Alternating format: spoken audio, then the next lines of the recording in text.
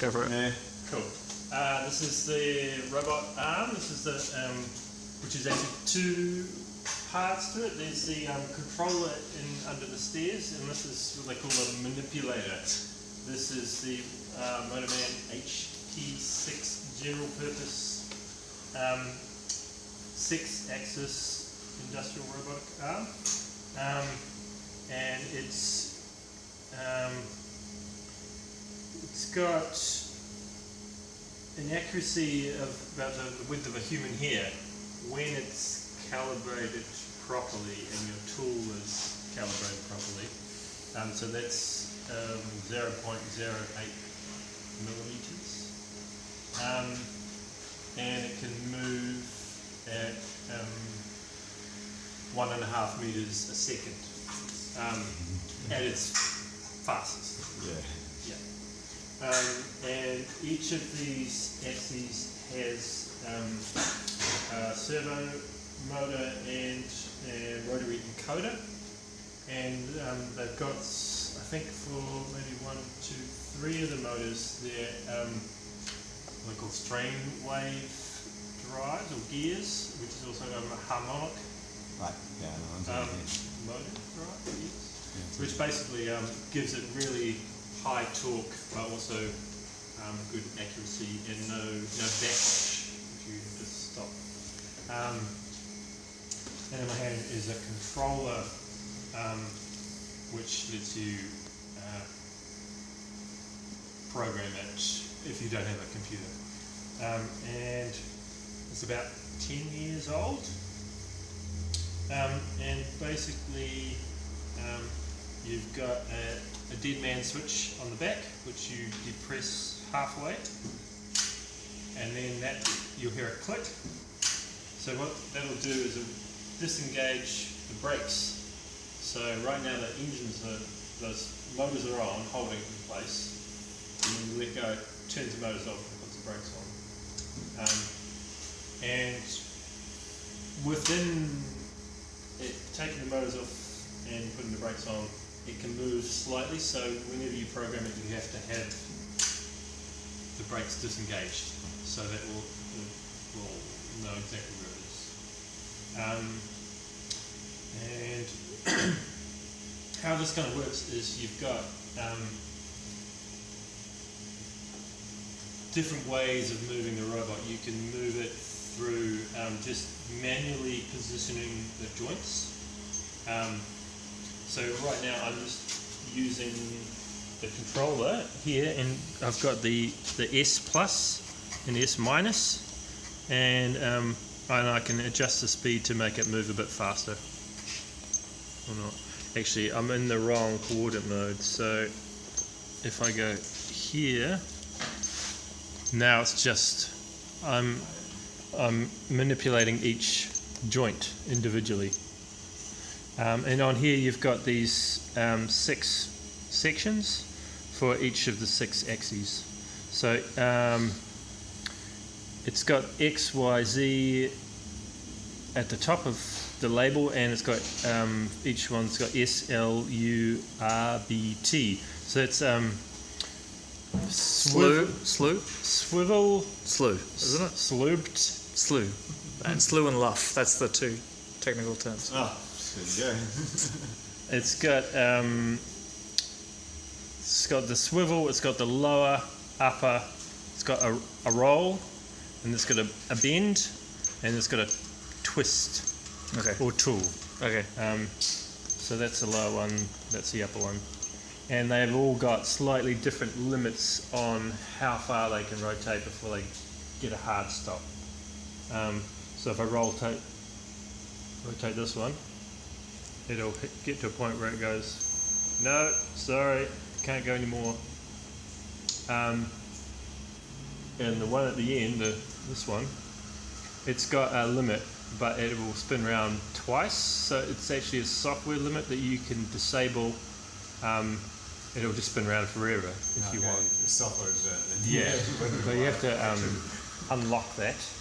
The software limit's probably in there to stop you from coiling up the tool, right? Yeah. And it's also got, speaking of tools, it's got an airline can come out of here, and then you've got your tool connection, which can provide power and control and all sorts of sensor inputs and outputs. And they kind of plug into the back here if you want them to go off to somewhere else. So you can just plug an air compressor and use it to like be a vacuum and pick things up, or also do spraying for spray painting. And it's also a mount up here, so if you were spray painting something, you would have a big hopper, have the paint in there and suck it through. But also with that you have to calibrate it so it knows exactly how much weight it's got here. And it's the same with the tools. You have to go into the menu. I'll do a quick. So does it compensate for the weight of the tool? Yeah, and it can actually it'll weigh the tool automatically. So let me go to.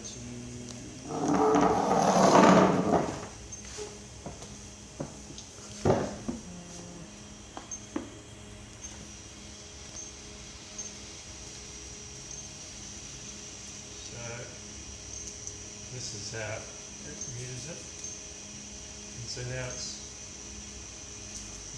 going through a few little steps, and then it will work out the weight and I think the centre of gravity. Right, okay. And then it will use all that to Just Alter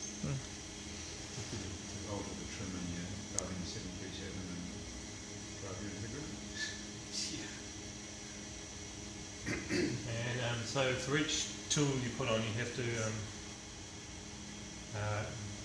tell it what kind of tool it has, and the distance, and whether there's any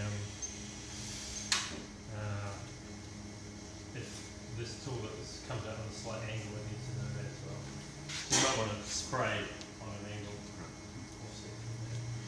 angle. So basically how it works is you've got a list of jobs in here, and you can play them back, or you can create a new job and then give it a name. It's got a touch screen, and then basically you create a point. Okay, so I can't register it until you've got the servos on. So if it throws up an error like this, you have to cancel out of it before you can do anything, because it forces you to read the error. And then I can now disengage that. And because I'm at the end of the list of ones, I can just push enter. I should be able to just push enter.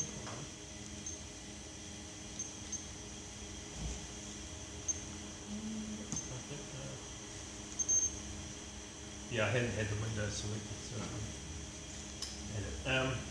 okay, so now I've made that point. That's a point that it knows, and then I can move to another point.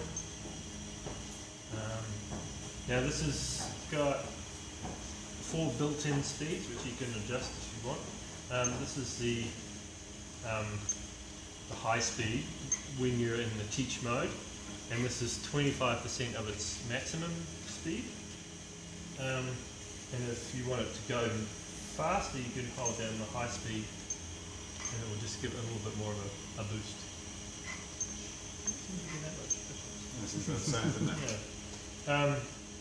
And then this is the medium speed, and then you've got your low speed, and then you've got your inch, or your incremental, which is tiny. Yeah. So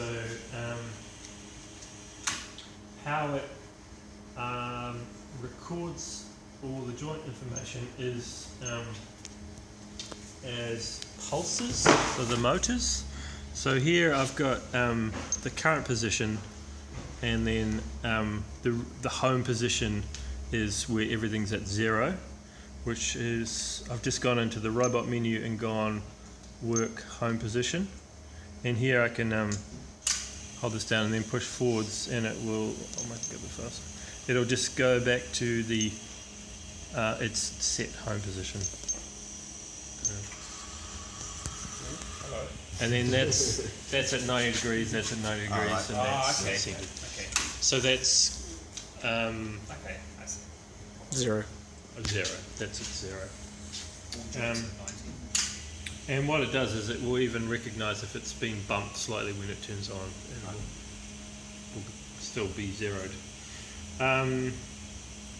Okay, we'll go back to the job. So it doesn't need to be homed at startup? No, it just recognises from the encoders that it might pop up with an alarm saying check. But then what do you do? How do you home it? Is there a routine to home it, or does it just... You in the manual it's got everything. The manuals are really, really good. There's just a lot of them. So I've so here I've got my first position recorded, and I'll make another position just by going enter. Now it's not flashing because it's in that exact spot. But if I go up to this one, it's flashing on line 1 because it's not there. So if I go forwards, it'll move to that spot if I just hold it down, and then it will stop when it gets to that point, and then it will stop flashing. And now that I'm here, I can change this. I can delete the point. I won't let you delete a point until you move to it. It's kind of silly. And let me just... so I'll talk about the different the different coordinate spaces now. So what I've been moving in is the joint positions. So where it just records the angle or of each joint. And then, so if I wanted to move from one place to another, it would just go in the quickest way to get there. But what you can also do is change the movement type, so it will go in a linear motion. So I can go up, down, left, right, and Maintains. so Paint the fence. yeah.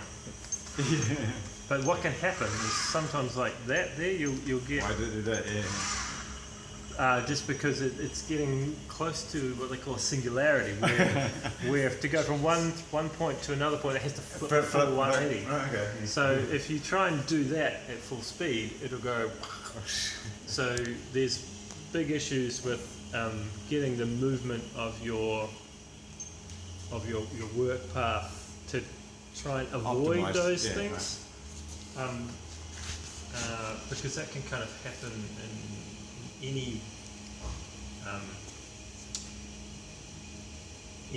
any joint really. So if I was to bring this up and try to go back this way, Right. past this centre, then It would the have whole to- base might want to swivel around at full speed, Right. which would be bad. So now I'll just add that point in there. Now what I've got is a